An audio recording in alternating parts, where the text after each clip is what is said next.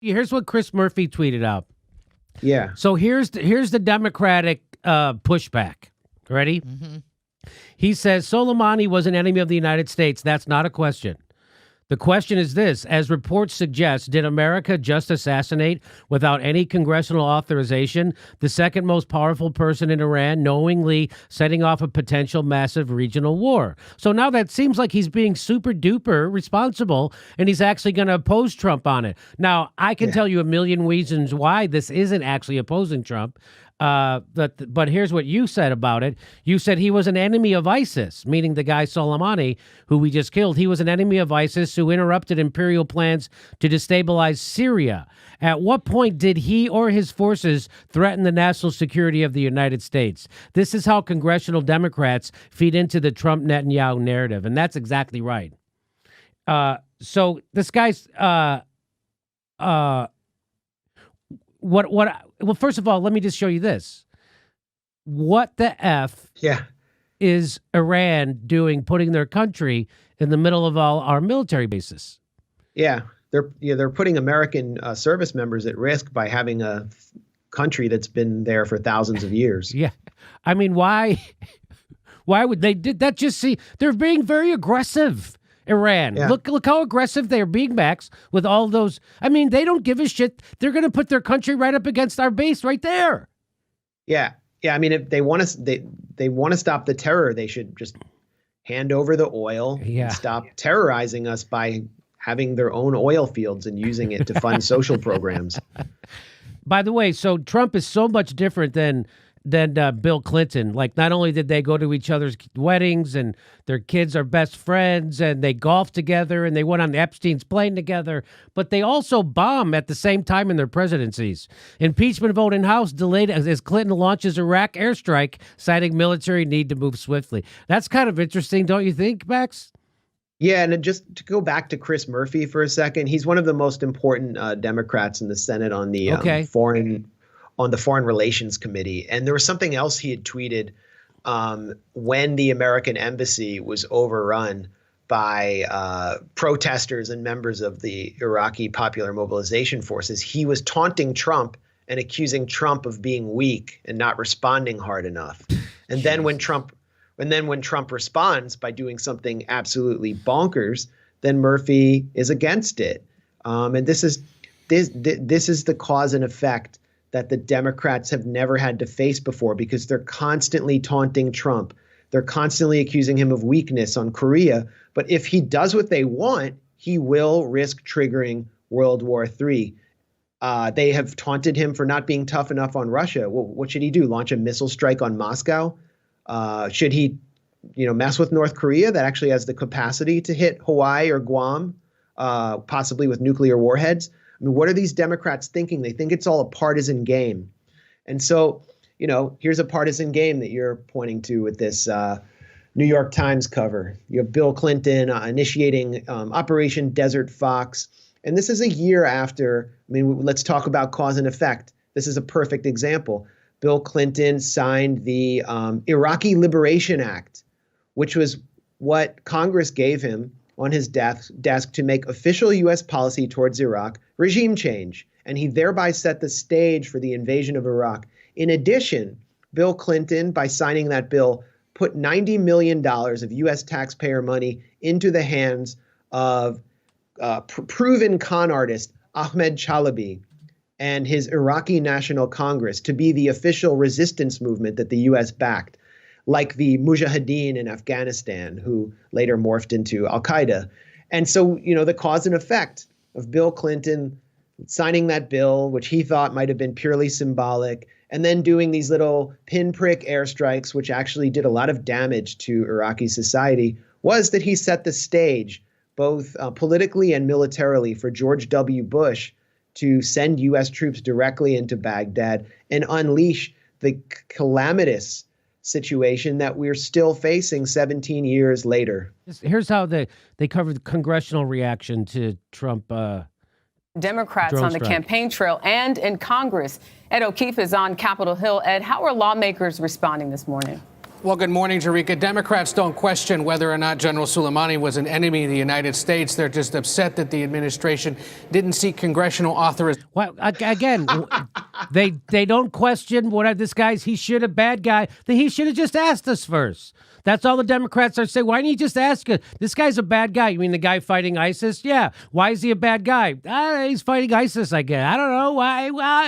Why? They never say why he's a bad guy. Yeah. So he's a bad guy. He's a brown guy with a beard and a uniform. So he's bad. I mean, we don't question that. And the guy now that's not a reporter. That's a repeater. And that's why. And why would he get hired? Because he's incurious and he doesn't have the ability to tell the truth if his paycheck is involved. So here we go. Before taking those steps. Take, for example, Senate Minority Leader Chuck Schumer. Aides tell me he didn't get a heads up about this before it happened. Neither did other top leaders. House Speaker Nancy Pelosi condemned the president's actions, saying America and the world cannot afford to have tensions escalate to the point of no return. And Chairman of the House Foreign Affairs Committee, Eliot Engel, said the attack raises serious legal problems. He says, according to the War Powers Resolution, the president is required by law to notify Congress within 48 hours. On the other side of the... Boy, I wonder if they're going to impeach him over it.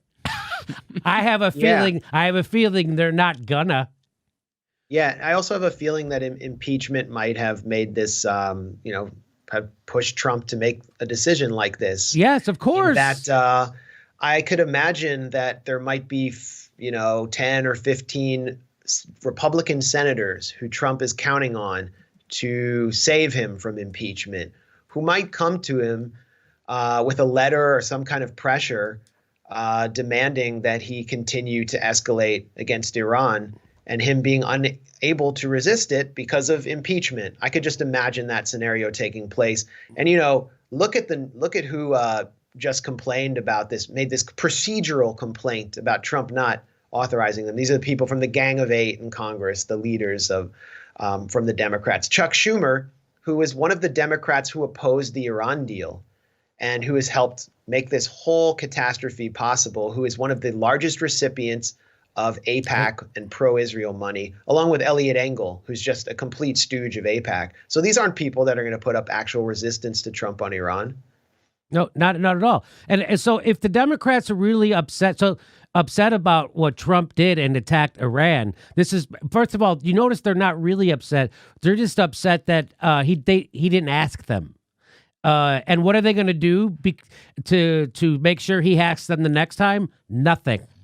They're not going to do anything. So Trump could do this every day from now until Christmas, and the Democrats aren't going to do a fucking thing to try to stop it. And you know how I know? Because there's Democrats who tried to stop this preemptively. Like, I don't know, maybe you heard of Tulsi Gabbard. She tried to get this into the NDAA. Representative Tulsi Gabbard stopped Trump from starting war with Iran. No more presidential, and she stuck it into the NDAA. Here it is. That's the NDAA right there. And here's the part, page 797. And it's line 16 through 20. And here's what it says.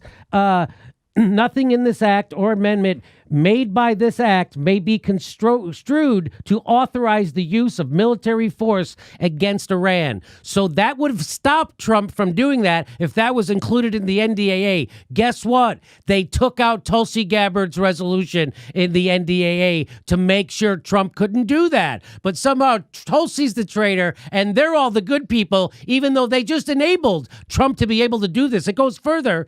Ro Khanna also had an amendment put into the NDAA.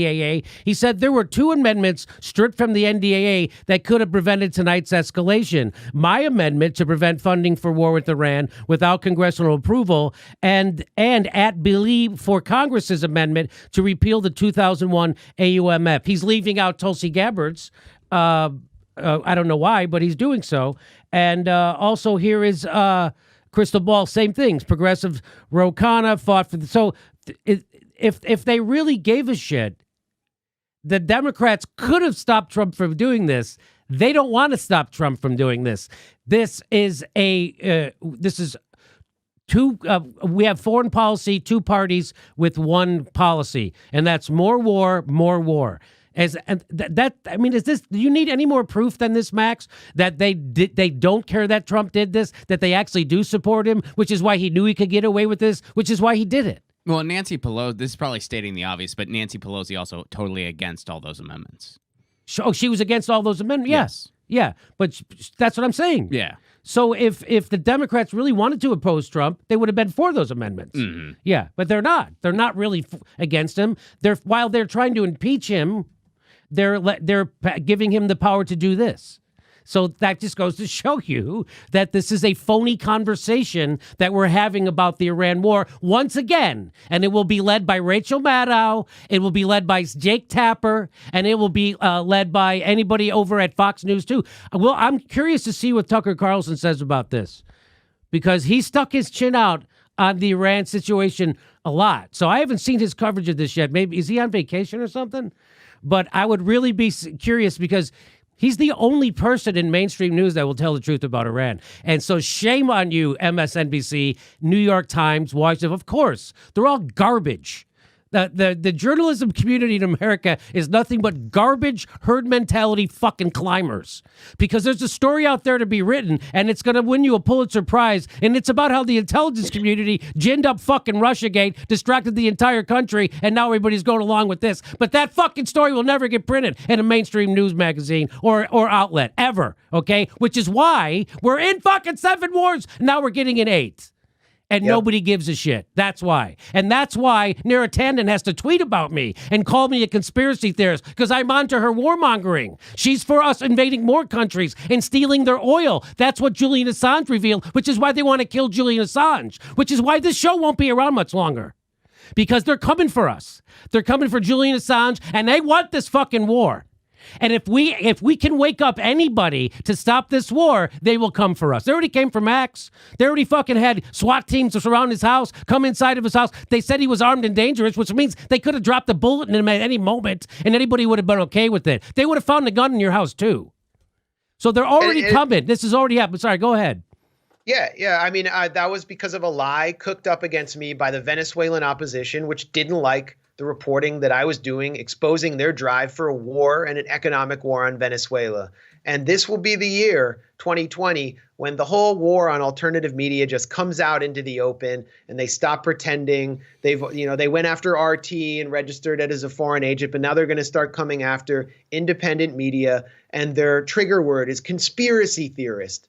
Anything, and really what that's code for is you're skeptical about the national security state, about the permanent war state. If you express skepticism and mobilize people in a meaningful way against the war state, you're a conspiracy theorist. And all the conspiracy theorists have been vindicated on Duma when a chemical attack was staged by the Syrian opposition, and it had to be Tucker Carlson as the lone voice in media. We had to go to the far right, because on the left, Chris Hayes, who came up with Me at The Nation, and Fake Yapper on CNN, and Rachel Maddow, they just take it hook, line, and sinker that whatever the national security state says is true. They're a bunch of climber opportunists, and it's so sad that there's simply no one on the center left who is willing to issue even a symbolic challenge. You're right. We have been the victim, the American public, of an intelligence coup, and they've used mainstream corporate media as a platform. It's why I've started the Gray Zone.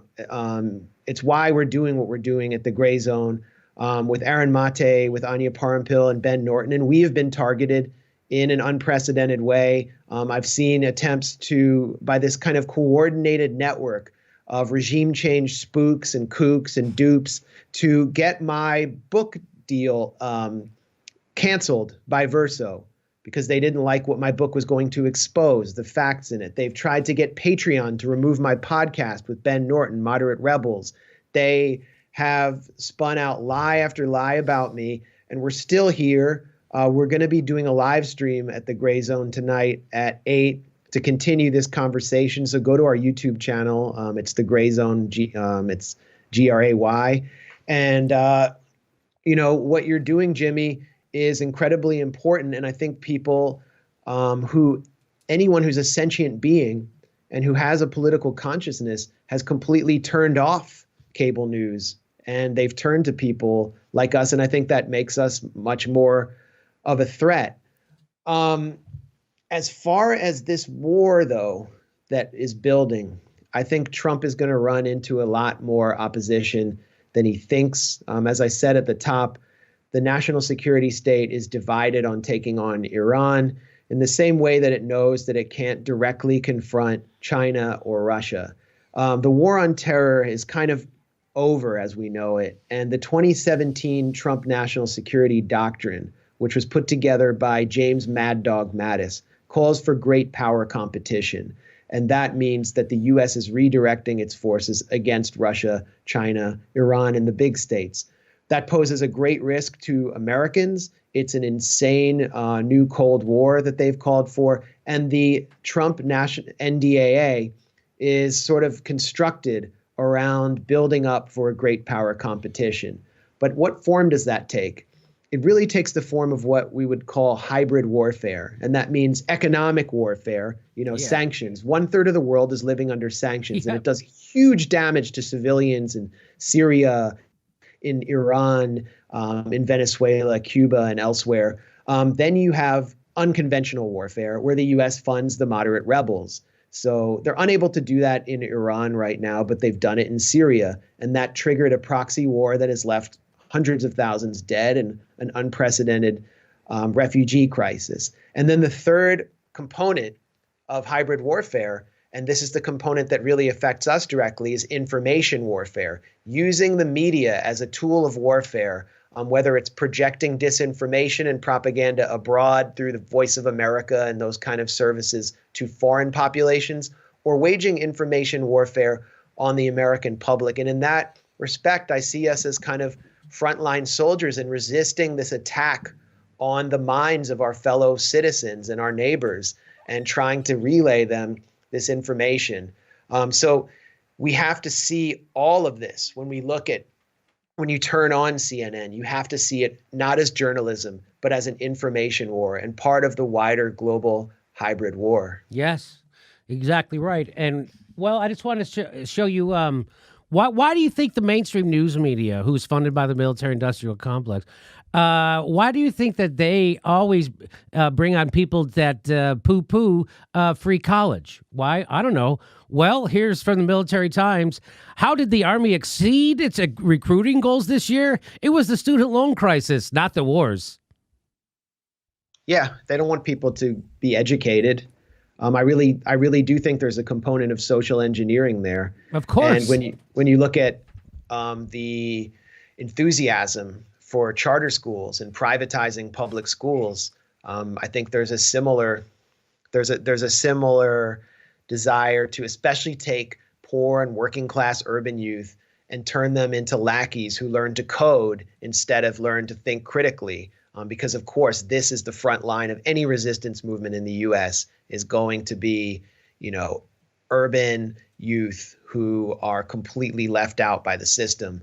Arne Duncan, who was Barack Obama's education secretary, was an extremely zealous privatizer and neoliberal who actually replaced Barack Obama's original pick for education secretary, Linda Douglas Hammond, because she was too close to the teachers' unions. And a group of hedge funders that called itself Democrats for Education Reform basically vetoed Obama's original pick and said, you got to pick Arne Duncan. So Hurricane Katrina floods New Orleans. It has an especially dangerous or devastating impact on the poorest and most monolithically Black communities in New Orleans. And Arne Duncan declares that Hurricane Katrina was the best thing that ever happened to public education in the U.S. You can look up this quote, because it wiped out public schools in New Orleans, eliminated them, and allowed them to be replaced with charter schools. So after Hurricane Katrina, there were no more public schools. They were charterized. And this is the sort of shock doctrine it's bipartisan. Betsy DeVos, Arne Duncan, doesn't matter who. They want us to be dumb, to not think critically, and to work in low-level positions for Mark Zuckerberg and Peter Thiel in Silicon Valley as just kind of like coding drones. Arne Duncan, you know how many days in the classroom he had? The head of the education. Barack Obama's picked to be the head of our education department. You know how many days in the classroom he had? Probably about as much as Paul Wolfowitz had on the battlefield. That would be zero. That would be zero. All right, Max Blumenthal, thank you so much for being our guest. Of course, everybody check out his book, Management of Savagery. I really appreciate you in informing us and giving us a whole hour of your time today. So I appreciate it. Thank you very much. Everybody check out The Gray Zone tonight, 8 p.m. Eastern Time. Is that Eastern Time? Eastern Time. That you're going to have a live stream all about this, right? Absolutely. Thanks for what you do, Jimmy. All right, right back at you. I appreciate it. I'd go nuts if it wasn't for you guys over at The Gray Zone. Please become a premium member if you enjoyed the show. We give you hours of bonus material every day. Go to jimmydorecomedy.com/join and come watch a live show. We're going to be in Portland, Tempe, Sacramento, San Jose, Miami. Go to jimmydorecomedy.com for a link for tickets for all of our live show. We're coming to a town near you.